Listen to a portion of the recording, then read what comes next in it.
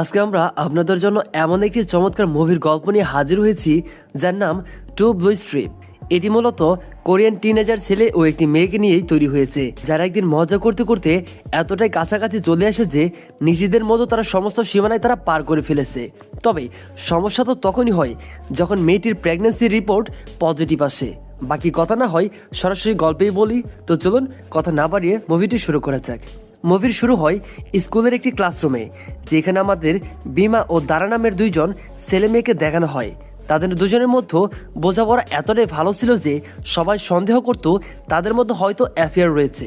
এর কিছুদিন পর দারা বিমাকে তার বাড়িতে নিয়ে যায়। দারার বাবা রেস্টুরেন্ট ও তার মা একটি কাজে বাহিরে ছিল, তার মানে বাড়িতে দারা ও বিমা বাদে আর কেউই ছিল না। দারা বিমাকে তার রুমে নিয়ে আসে। তারা দুজনে সেখানে অনেক অনেক গল্প করে এবং মজাও করে। দারা বিমাকে নিজের মেকআপ দিয়ে ফানিভাবে সাজিয়ে দেয়। এতে বিমার চেহারা দেখেই দারার হাসি পাচ্ছিল। দারার কাছে এই বিষয়টি এতটাই ভালো লাগে যে সে বিমার সাথে একটি সেলফি নিয়ে সেটি ইনস্টাগ্রামে পোস্ট করে দেয়। কিন্তু এতে বিমা একটু রেগে যায়। সে দারাকে পোস্টটি ডিলিট করতে বলে, তবে দারা সেটি ডিলিট করতে চায় না। সেই জন্য বিমা দারার ফোনটি কেড়ে নিতে যায়। দারাও ফোনটি রক্ষা করতে চায়। এই ধস্তাধস্তির মাঝে তারা কখন একে অপরের কাছাকাছি চলে এসেছে সেটা কেউই বুঝতে পারেনি। ফলশ্রুতিতে যা হবার তাই হয়ে যায়। তাদের দুজনের মধ্যে ফিজিক্যাল রিলেশন হয়ে যায়। সবকিছুই হয়ে যাবার পর যখন তাদের হুঁশ ফিরে আসে, বিমা তখন দারাকে বলে, দেখো যা হয়েছে সেটি হয়তো ভুলবশত হয়ে গিয়েছে। এই ব্যাপারটি বাইরে জানাজানি হলে আমাদের দুজনেরই বদনাম হবে, সবাই মজা করবে, হয়তো আমাদের স্কুল থেকেও বের করে দিবে।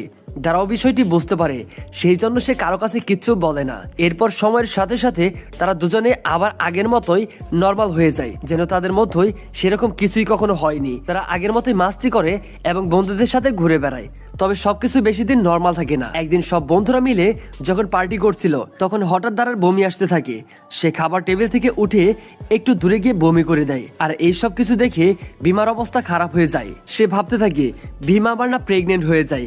যাই হোক, বিমা দারাকে সান্ত্বনা দিয়ে পানি খাওয়ায়। দারা একটু স্বাভাবিক হলে বিমা তাকে বাড়িতে ড্রপ করতে যায়।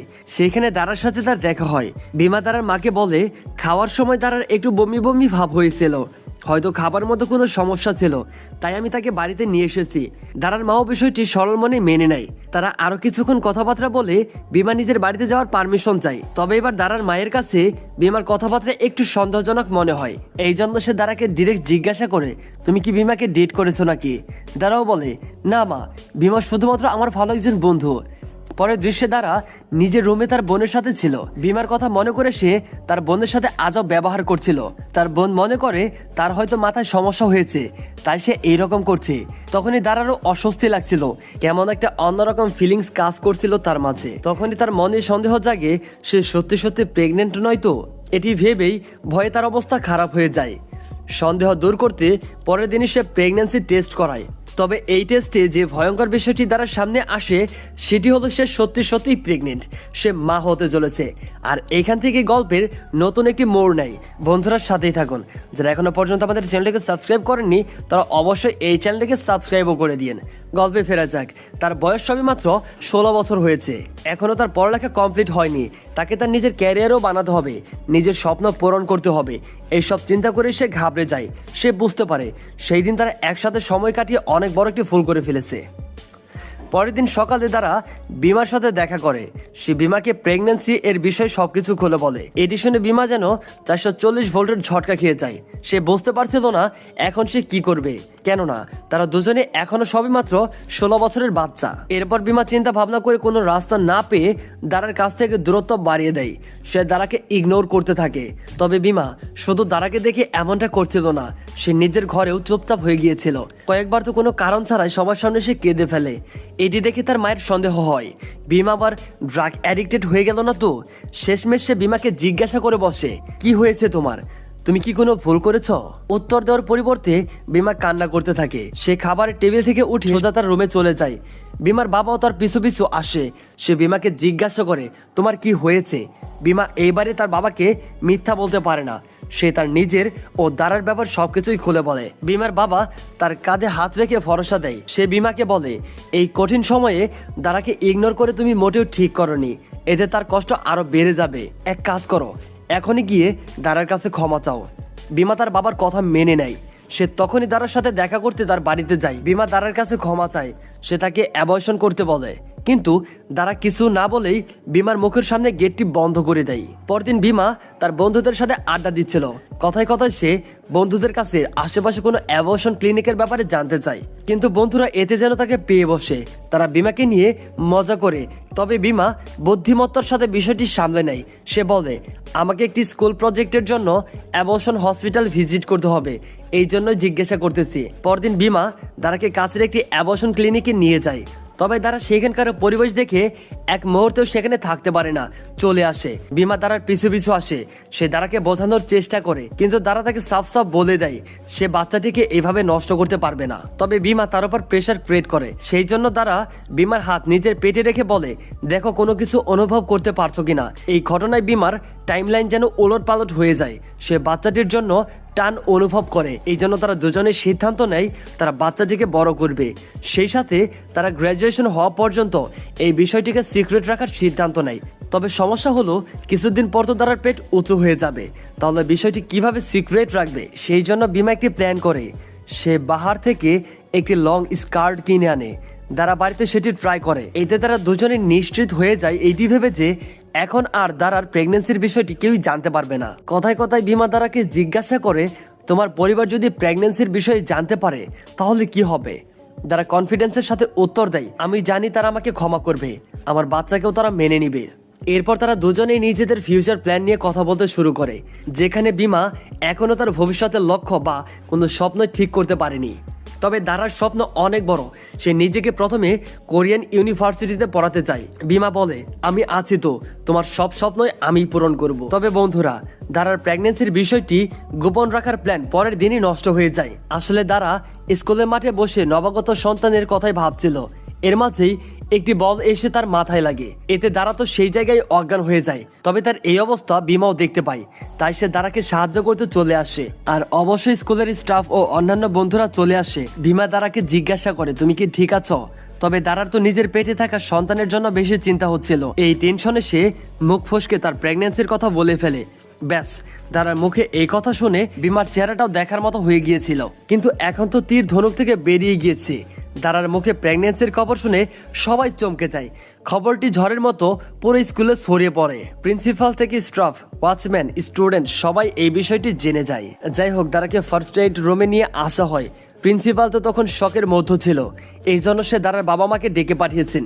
দারার বাবা তো বিমাকে দেখেই রেগে যায়। সে তার কলার ধরে তাকে মারতে উদ্ধত হয়। সে দারাকেও জিজ্ঞাসা করে, বিমা তোর সাথে জবরদস্তি করেনি তো। তবে দারা মুখে কোনো কথাই বলে না, শুধু মাথা নিচু করে বসেছিল। বিমা তখন বলে, আমি দারার খেয়াল রাখবো, আর আমাদের গ্র্যাজুয়েশন কমপ্লিট হয়ে গেলে আমি দারাকে বিয়ে করব। এই কথা শুনে তো দারার মা রেগে যায়। সে বিমাকে ঝাড়ি মারে। দারা মুখটি পর্যন্ত দেখতে চায় না। এই জন্য সে রেগে মেগে দারাকে না নিয়েই সেখান থেকে চলে আসে। বেচারি দারা এমন একটি কঠিন পরিস্থিতিতে তার বাবা মাকে নিজের বাসায় যেতে মানা করে দেয়। এই জন্য সে বিমার বাড়িতে গিয়ে উঠে।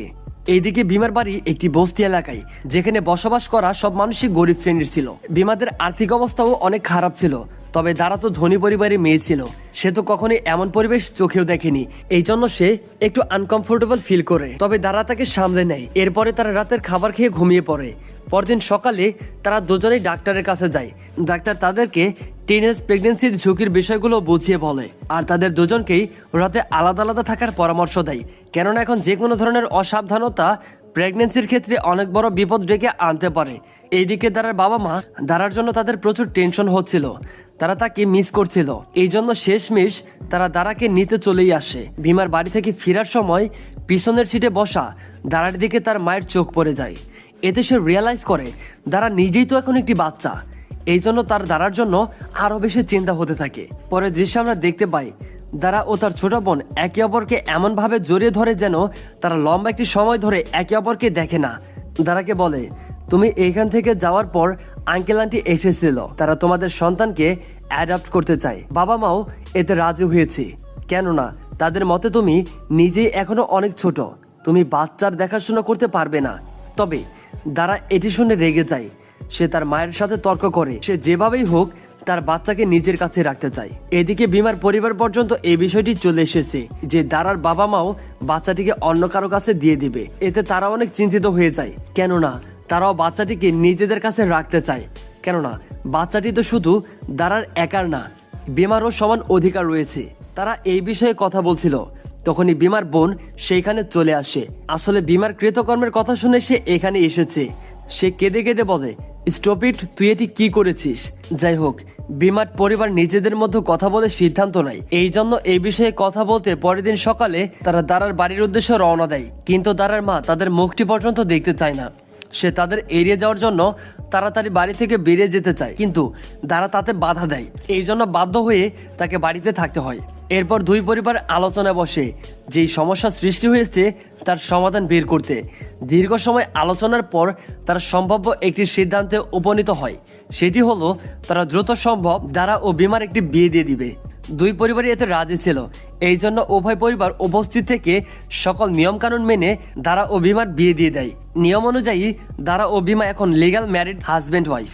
বিয়ের পর থেকে এখন বিমা দারা বাড়িতেই থাকে, কেননা বিমার বাড়ি অনেক ছোট, সেখানে দারা কমফোর্টেবল না। তারা সারাদিন ঘরের মধ্যে বসেই তাদের আগত বাচ্চাকে নিয়ে কথাবার্তা বলে, নানান রকমের পরিকল্পনা করে। তবে দারার বাবার বিমার উপর একটু ভরসা নেই, তাই সে বিমাকে রাতের বেলা নিচতলায় এসে থাকতে বলে। এরপর সময়ের চাকা চলতে থাকে। চলতে চলতে একটি সময় এসে দারার পেট আরো বড় হয়ে যায়। এই জন্য এখন তাকে আরো বেশি রেস্ট নিতে হবে, তাই সে স্কুলে যাওয়া বন্ধ করে দেয়। বিমা একা একাই স্কুলে যায়। এর মাঝে বিমা নিজের খরচ ও দারার খেয়াল রাখার জন্য টাকা রোজগার করতে দারার বাবার রেস্টুরেন্ট কাজ শুরু করে দিয়েছিল অনেকদিন থেকেই, কিন্তু সেই টাকা যথেষ্ট ছিল না। এই জন্য সে স্কুল স্কিপ করে আশেপাশে টুকটাক কাজ করতে থাকে। দারা যখন জানতে পারে বিমা স্কুলে যাওয়া বন্ধ করে দিয়েছে, তখন সে তাকে জিজ্ঞাসা করে কেন। বিমা বলে, লেখাপড়া থেকে গুরুত্বপূর্ণ টাকা কামানো, আমাকে অনেক বেশি পরিমাপে টাকা কামাতে হবে। টাকা কামিয়ে আমাকে অনেক বড় একটি বাড়ি বানাতে হবে। তবে এই কথা দ্বারা পছন্দ হয় না।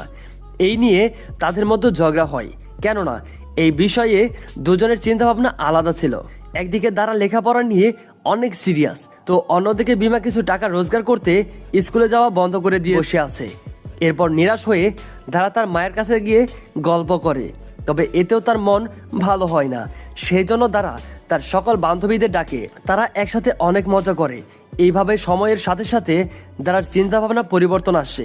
সে এখন বিশ্বাস করে সবকিছুর থেকে গুরুত্বপূর্ণ হলো নিজের ক্যারিয়ার, বাকি সব সেকেন্ডারি। এর কিছুদিনের মধ্যেই দ্বারার শরীরে আরো বেশ কিছু পরিবর্তন স্পষ্ট হয়ে ওঠে। সেই জন্য ঘন ঘন তার মুড সুইং করতে থাকে। এতে সে বেশিরভাগ সময়ই উদাসী হয়ে থাকে। এরপর দুই পরিবার মিলে তাকে ডাক্তারের কাছে নিয়ে যায় চেক আপ করতে। ডাক্তার বলে চেক আপ রিপোর্ট নর্মাল। দারার পেটে যে বাচ্চা বড় হচ্ছে সে একটি ছেলে সন্তান। এটি শুনে সবাই খুশি হয়ে যায়।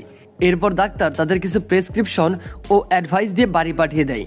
দারা ডেলিভারির সময় যেহেতু ঘনিয়ে এসেছে, সেই জন্য তার আঙ্কেল আন্টি তাদের বাড়িতে আসতে চায়। দারাও তো তার আঙ্কেল আন্টির বিষয়টি জানে, তাই সে বিমাকে বলে, আমাদের এখনই ডিসিশন নিতে হবে, আমরা বাচ্চাটিকে নিজেরা রাখবো নাকি আঙ্কেল আন্টির কাছে দিয়ে দিব। এরপর সিন কাট হয়ে যায়। পরে দৃশ্যে দেখানো হয় সেখানে দারার আঙ্কেল আন্টি তাদের বাড়িতে এসেছে। তারা ড্রয়িং রুমে বসে বাচ্চার বিষয়ে কথা বলতেছিল। বিমা তো নিজের বাচ্চাটিকে নিজের কাছেই রাখতে চায়, কিন্তু দারা সেই জন্য তৈরি ছিল না। সে বাচ্চাটিকে তার আঙ্কেল আন্টির কাছে দিতে চায়। শুধু তাই নয়, দারা এখন বিমাকেও ডিভোর্স দিতে চায়, যাতে বাচ্চা ও বিমা কেউই তার ক্যারিয়ারে বাধা হতে না পারে, কেননা সে কোরিয়ায় গিয়ে হায়ার এডুকেশন নিতে চায়। এখন বিমা তো এইসব কথা শুনে আকাশ থেকে পড়ে, কিন্তু এই কথায় সে কতটা কষ্ট পেয়েছে, কতটা ব্যথিত হয়েছে সেটা সেখানে তিনি বোঝায় না। সে চুপচাপ বসেছিল।